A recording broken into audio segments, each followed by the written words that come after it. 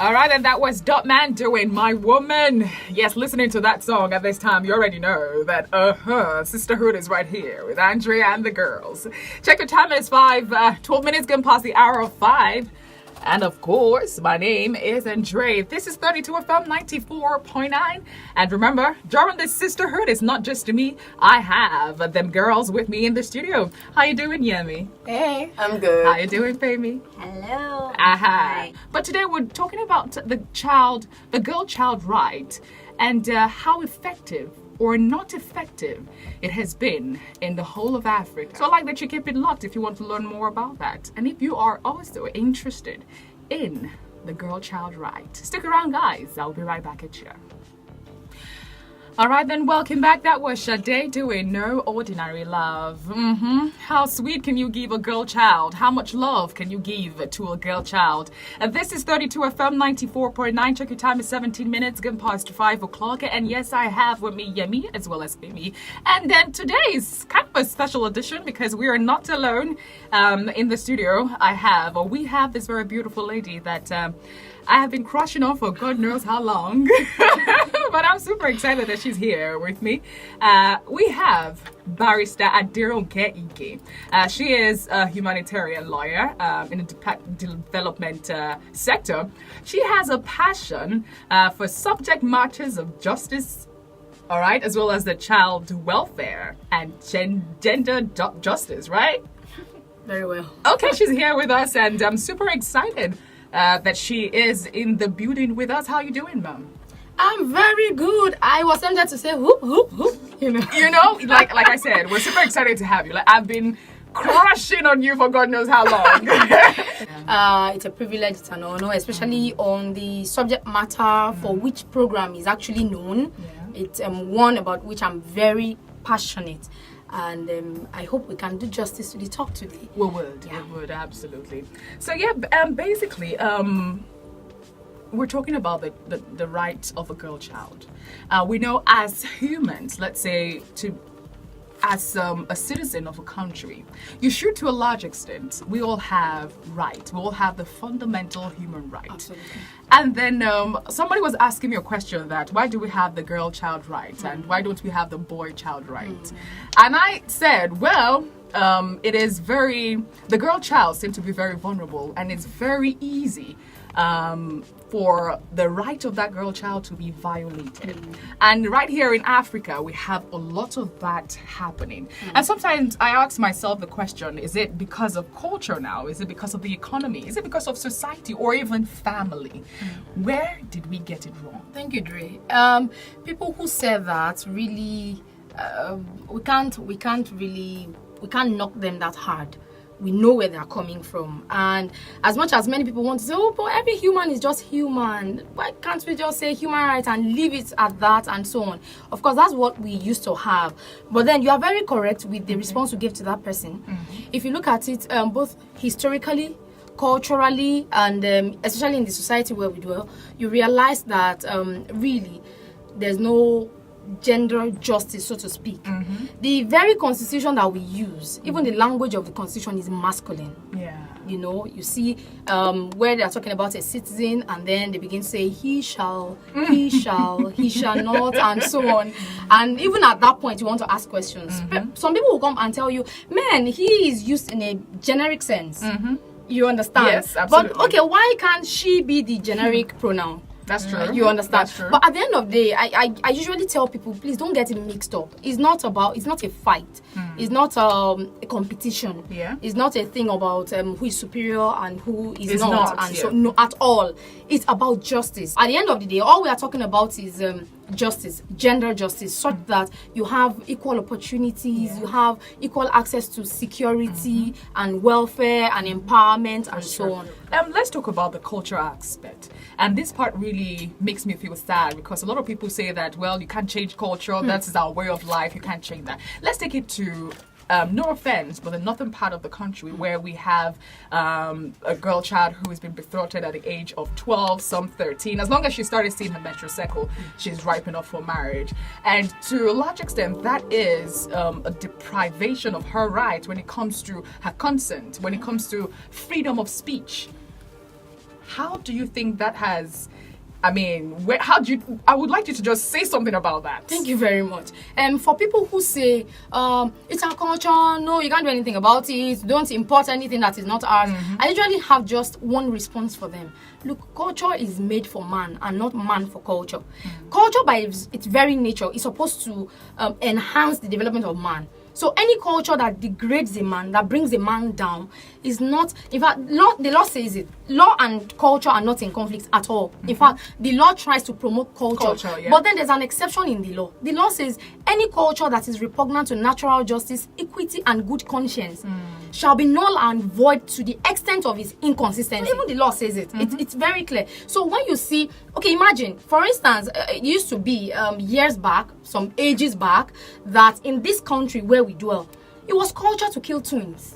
In some part of the country, in the eastern part, when you have twins, it's like this is a taboo. An abomination. Okay, go and sacrifice them, go and kill them. Somebody rose up one day and said, no, this is repugnant to natural justice. You can't kill people because they came in twos. And it stopped. Is this culture advancing us? Are we benefiting by it? Is it negative? Is it positive? And then you can evolve. The world is evolving. Okay, so that means from what you're saying now, you're saying that that being a culture, that being a certain way of life to a certain people, it can actually be changed. Definitely. Do you think that in that aspect, we've to a large extent gotten changed? Honestly, not to a large extent.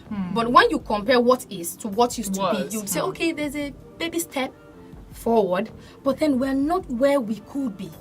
You know why? There are some things it's easy for us around here to talk about, even though there's still opposition, there are people who will nag, but then you have this level of freedom, such that if you go elsewhere, either within our country or outside of our country, you'll be attacked. They'll tell you, no. Like the example you just gave, child marriage. In some places, they'll tell you, come, don't bring that nonsense here. The moment a girl have you forgotten the constitutional process? And that brought tears to my eyes. And I was watching people who are supposed to be knowledgeable, people who are supposed to be representatives of ordinary people, broken people, and then they are there making amendments to say that maybe we should change the definition of a child to no longer 18 and below, or below 18. It should now be that the moment a girl is married, she's no longer a child, she's now an adult. Just imagine that. It's a negative development. And there were people there who were shouting, aye, let the people in support say aye, people against say nay. What's that? What are you even? It's not supposed to be a subject matter for discussion. And you know, I've been privileged really in my life, in my little experience, to work closely with a lot of children who have been victims, especially female children. A lot of, you know, apart from the physical damages that are done or damage that is done, you see also that these children go through psychological trauma. Thank you. You see, I'm sure some of us know what is called VVF. Yes. It's a condition. There's some, you know, because there's a fragile organ, which is the genital organ of this girl. Now you are saying, oh, by virtue of her being a wife, she has to do the wifely duties, and then you begin to hammer. It's, you know, for some of them, when they get pregnant and then they want to have babies, it becomes very difficult. Some damages, major damages happen to that place. Some things are torn and so on, and they don't have a control any longer over their uterus. So urine seeps out. They can't control it. And they are there. It's now we are talking about, okay, having a cure for VVF.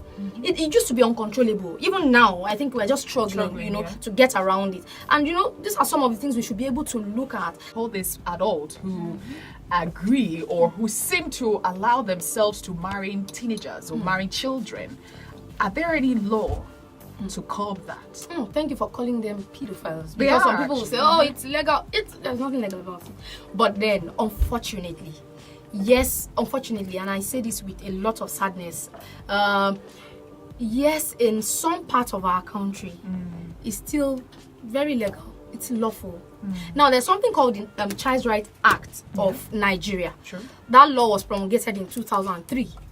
Now, some states of the federation is actually is an aftermath of the Convention on the Right of the Child, the UN General Assembly Convention, which Nigeria adopted as a treaty. Nigeria was a signatory, and then we domesticated it, and then it became an act of the Federal Republic of Nigeria. But you know how we are when we want to play politics with things, when we want to, then we begin to talk about, oh no, we need to adopt it as a state or domesticate it, as the case may be. So some states of the Federation have adopted it or domesticated it, as they like to say.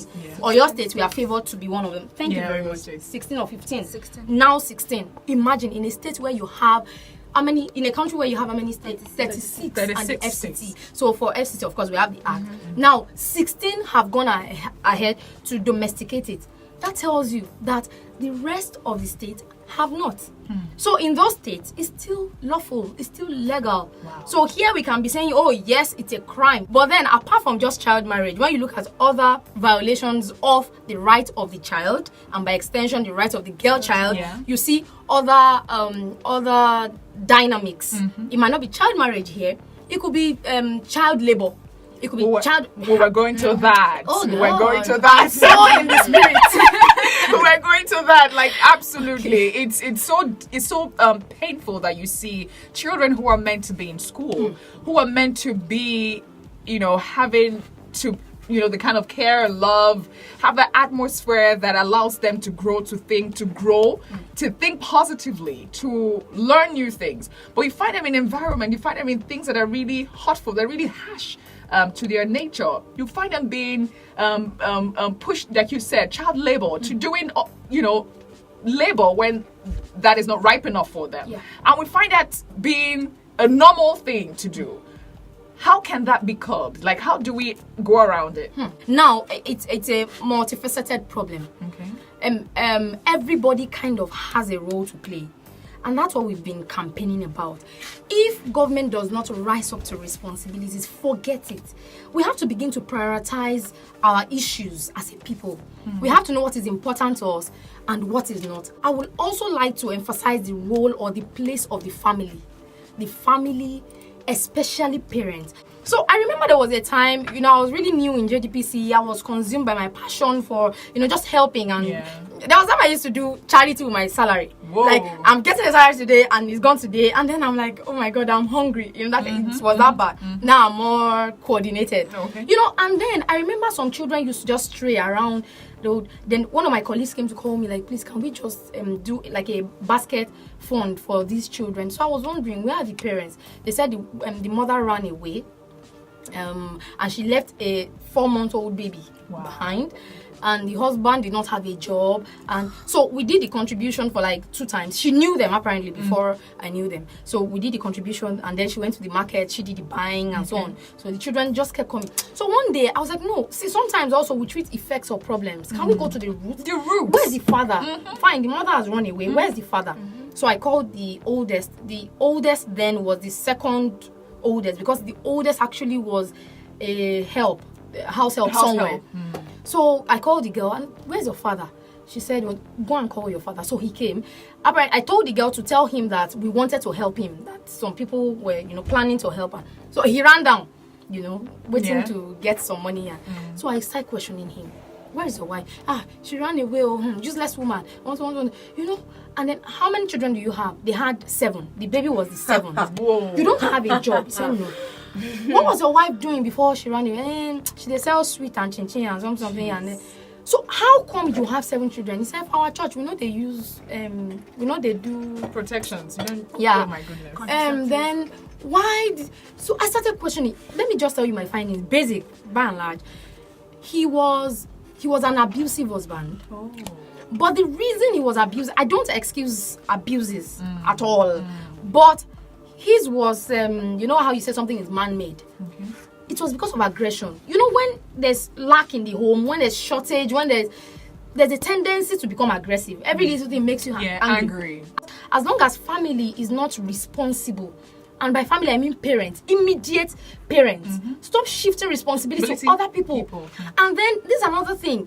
I think society puts too much on when I say child care or the home, I'm not talking about the mother. This idea of, the woman runs the home, or if a home is good or bad, not the woman. It's a very warped ideology or mentality.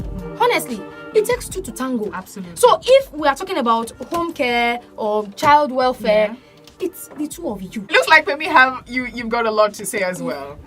Well, like I agree totally with her with everything that she has been saying. And I was going to say something about when she said that people give birth to a lot of children and then they send them off to other people to take care of. Help, and I was going to talk about help. child abuse, and that's where I think Everything child abuse comes in too. Yeah. Because when you send a child off to her uncle to take care of, uncle who is the auntie's husband and has no feels he has no duty to take care of her, and the man is feeling like he needs somebody to warm his bed. Do you understand? Absolutely. And then she's there, she's ready, he's taking care of her, and he feels like she owes him. So from there, things like that happen, and then that's how we the girl child right gets to be violated. Even so, number one, it starts from the, like she said, from the immediate family. If you don't do your responsibilities like you should, then you're giving other people the opportunity to actually violate the and violate the rights of their children. It's still sisterhood right here with Andre, and the girls' ticket time is 5:40 on the clock, and we're still talking about the right of a girl child. And it's so appalling, like it's so sad that we still have a lot of these things, eaten in the society. We still have as citizens still depriving our fellow girl children or girl child of their rights, their basic rights, and it's so sad. Let's talk about the aspect of you mentioned child trafficking, you mentioned child abuse first of all, sexual abuse, right? And that also brings about child trafficking as well, most especially when it comes to the girl child. Now, this is not a life that she chose for herself. Somehow, somebody put her there. Somebody took her to one man to say, marry this person, or took her to this man and said, sleep with him, bring me money. She didn't choose that for herself. But we find these people being the one that are propagating this. How can we what would you say regarding this? Trafficking, it's a huge thing. And then sometimes I think maybe because the grammar is also big. People don't understand. Talk about it, it simply means taking someone against the person's will and sending the person elsewhere other than where the person knows fairly well without their consent. That's just very basic. Now, trafficking takes a lot of forms. There's the one that looks like, I want to help your child. Can she come to Ibadan to come and go to school? And then in turn, maybe she will be taking care of the children and so on. The law prohibits that. You don't transport children. They're not goods. They're not produce. So you don't take them across borders anyhow. So it's illegal? It's absolutely illegal. Oh. So to also curb it, I think it's a combination of many things. Enlightenment, but there's no way force will not enter, and that's the place of legislation. So when you have a law, and a law that is not just a law by name, it's also implementable and it's effective. I believe it really can be curbed when it comes to the girl child. Now we hear that let me come the aspect of culture as well. They say that she will still eventually marry somebody and bear the person's name. Why do we have to struggle to take her to school? The way they usually put it is she will end up in the kitchen. Exactly. She will end up in the kitchen. So why do we have to spend so much money to training her in school and all that? Thank you for bringing in the word kitchen. That made me. I remember I was writing something this morning. I don't remember why I wrote it. But then this thing has been troubling me. Okay, I remember now. I won't say where. It has been troubling me. The fact that I wish I could use some words. Oh no. No, you see, I don't believe that cooking or kitchen has anything to do with the genital organ. Nobody has proven me wrong. It doesn't have to do. And this is one of the injustices that we do to children, both boys and girls. Because the way we even raise children, you are raising them to believe that, the girl should be in the kitchen, the boy can do the hard stuff, the boy can, and so on. And by that, we make the girl, really restrict herself. Yeah. So a girl doesn't necessarily have to love to cook. But every child, every human should in fact learn how to cook. It's the ability to nourish yourself, for God's sake. Yeah. So my ability to feed should not depend on someone else. And that's why sometimes, I'm very sorry to say, sometimes we raise a generation of useless people, and then some other people who are extremely invested into, such that the useless one will be overly dependent on the one that has been trained to do certain chores. And the day she breaks down, or she's tired, or she just can't, there's trouble. That's true. Because the other one cannot even help himself. So I keep saying, for instance, my younger brother loves to cook. He enjoys it. I think he feels joy doing it. So you can imagine that kind of human being. He gets married, and because society has said, oh, it's the duty of your wife, you shouldn't be found in the kitchen. And then he kills that interest, that passion, that love for cooking. And then you are not imposing on the wife who doesn't necessarily enjoy it, but who just does it because I have to. There's imbalance. So I say that whatever traits children are showing, if the girl is very active, she likes to climb trees, just guide them, help them to be safe. Let her do it. Okay, still sisterhood with Andrea and the girls. Yami's here, Creamy's here, as well as barrister Ronke Ige. We're still talking about the right of a girl child, and just before we went on that break, we're talking about the fact that we still have this kind of mentality that the girl child, her place is meant to be in the kitchen. Even if she goes to school, reads all the books, have the whole PhD and whatever, she will still end up getting a man's name and still have her place in the kitchen. My question is, why do we have that mentality of the fact that education is not meant for the girl child, or further education is not meant for we just say, okay, give her, she has to just read small. I heard even our parents, we still have people that would say, don't worry, read too much, because you might not find a man to marry you. You get my point? They kind of make us feel like further education is not meant for us, but meant for the men. They are the ones that seem to go further in education than that of the women. What's your take on that? Thank you. Not just my sake, even. We can talk about what the law says, actually. It's every child is equally important, and that's what the law says now. Every child has a right and should have access to education. But sometimes also, I think we can be a hypocritical society. Oh, wow. In the sense that we make a law, and then the facilities or the infrastructure to implement that law, we don't put it on ground. And then we begin to say things like right to education, for instance, is not one of the fundamental rights in the Constitution, which is chapter 4. It's actually one of the rights in chapter 2, which is just the whim and caprices of government. We call them economic rights, economic and social rights. In other words, they are not justiciable. You know the way somebody can violate your right to personal liberty, and then it's a fundamental issue. You go to court. This one, nobody really cares. In fact, there's a locus classicus case of one girl who I remember. I think it was Unity or placement in one of the exams then that she wasn't given admission. And her parents took the school to court, and the girl did not win the case eventually. At the end of the day. And those are things I'm talking about, that, okay, we have this in our law, that every child should have a right and an access to education and blah, blah, blah, blah, and so on. But even the law says basic education, universal basic education. But then going further to the question you asked, I think we are doing ourselves a lot of injustice when we say, oh, the girl should not, let her not go beyond this level. I remember a friend of mine who was saying that exactly what you said. Somebody was trying to discourage her father from letting her go further and so on. And the person said, if you go to this level, you will not, men will be intimidated by you. And she said to them that the kind of man who will be intimidated by me is exactly the kind of man I don't want. Absolutely. That is it. And because we always make girls believe that marriage is the overall achievement, overall goal, ultimate thing, then they begin to feel like, oh, I have to do this to please the man. I think it's a very faulty way to bring up a girl child. Let her be confident in herself. Look, at the end of the day, like that lady said, whoever will be intimidated by you is exactly the kind of person you don't need in your life, because that means he doesn't have self-esteem. He's not a person in his own. He's not confident in his own self and so on. So, but like we were making an example off the microphone about the abductions that have been taking place in the north. We talked about Chibok, talked about Dapchi, and so on. And look at us.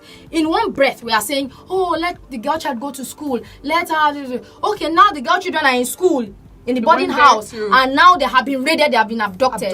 What message are we sending to those parents? Tomorrow they'll be discouraged. They'll say, just sit here, don't go back to that school. So we should do everything that is necessary and possible in order to ensure that that right to education is not just by mouth. We secure them while they are in school. If possible, let's give a number of scholarships so that when you are a girl and you perform so well, you have this, you can get to this level. Look at most of the people who are at the ends of affairs today and doing all what they like and doing all sorts. They are products of free education in this country. As I always say, women constitute a very sizable population or a sizable number of our population. So when you restrict them, you restrain them, you bring them down, we are doing ourselves. Automatically the economy comes down itself. That's true. That's so true. at the end of the day, it's a loss to us as a people. But then if we invest in these people, and when you see women, when they are given assignment, they do so well. That doesn't mean there are no exceptions. There are exceptions to every rule. At the same time, there are general rules in all genders. I think there are two altogether. Yemi seems like she's just been following. I've been learning. Literally, I've been learning, and I want to say that I feel like I've been educated all over again when it comes to the girl-child right, and I agree with almost everything you said, and most especially when it comes to the way that the girl-child is being raised. Education is not just formal; it's also informal, and that starts from the home. And the education you give to a girl child, whereby you make her aspire to only marriage, and marriage is the end. That's, to me, that's serious injustice, because there's so much more to every individual, especially a girl child, than just marriage. Don't restrict her to just that particular level. Let her know that there's so much more to life. We're not saying that marriage is not important. Of course it is. But we're saying that it's not the only important thing. Okay, Kwemi, would you like? Yes, so I'm just going to that? add to what she said. I'm going to say that our society, the way we see the girl child is very important, and we need to place value on how we see the girl child. We can't keep looking at the girl child as a tool for giving birth or for a man's pleasure. We need to place more value on how we see the girl child. Maybe that will then inform the other things, like the policies we put in place and the other things that we do. Maybe sending her to school and all those things. But how we see the girl child is very important. So I think we need an orientation. I was going there because how do we orientation. start with that? Because that's really a great point. How do we start with that? Because you're saying that we should see differently. We shouldn't see them as a tool. We shouldn't see them as a tool to giving a man pleasure and all of that. That means it has to do with an orientation. It has to do with a mindset. So how can we have that reorientation done? Dre, that's already part of what we are doing now. You know, absolutely. like talking to people. Sometimes also it's about persuasion, and you will find out that some people are genuinely ignorant. Absolutely. It's not like they're just genuinely ignorant. Yes, they don't know. When you educate them, they don't know. When you enlighten them, they might even still argue with you because this is something they have done for decades. Yes. And it's as if, what are you bringing? What are you saying? So it takes a bit of persuasion. Then it takes a bit of showing them best practices and results of how it has worked in other people's lives, or what can be better, and so on. So a lot of education, a lot of persuasion. Then legislation is definitely part of it, because sometimes also you don't have a choice but to go the hard way. And when you have made a scapegoat of a few people, then other people will learn. All right, I remember Barista was saying that, can this be 2 hours? Because she has so much to say, but unfortunately we have to go. Thank you so much for making yourself available here. We really did learn so much. Thank you for being so fantastic. Thank you as well, Kwemi. Thank you, Choma. Yes, thank you as well, Abdullah. I see you. As well as Kwemi. I love you. And all of you who listened, thank you so much for keeping it tuned. I hope that you learned one or two things. If you're one of those that, to a large extent, you don't exactly know what the girl-child right is about, I hope that you learned. And I hope that to a large extent, you've been able to understand these things and actually implement them. See the girl-child as a precious being that needs to be nurtured, that has a lot to offer, and not just, what we think they are meant for. On that note, we have to call it a wrap. I'm sorry we couldn't pick any calls. We're too engaged or too engrossed with what we're talking about. And I saw that your phone lines were buzzing. So sorry about that. But not to worry. You can also be a part of the show next week. Tuesday is from 5 to 6 p.m. And on that note, do have yourself a beautiful evening.